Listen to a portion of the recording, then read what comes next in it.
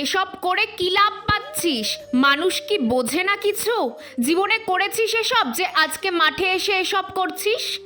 বাবা কোনো দিন আমার সাথে এভাবে কথা বলেনি, তবে আজ আমি জমিতে এমন কিছু করে ফেলেছি যে বাবা চিৎকার করে সবার সামনে এমনভাবে কথা শোনালো।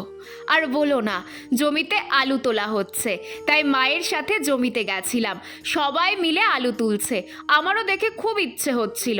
তবে আলুর জমিতে তো মূলও লাগিয়েছে, তাই শুরুতে আমি মূলই তুললাম, কিন্তু এত বড় মূলো হয়েছে যে তুলতে গিয়ে অর্ধেক ভেঙেই যাচ্ছে। না, মূলো ভাঙার জন্য আমার বাবা আমাকে এত কথা শোনায়নি। আমি জমিতে আজ রক্তারক্তি কাণ্ড ঘটিয়েছি।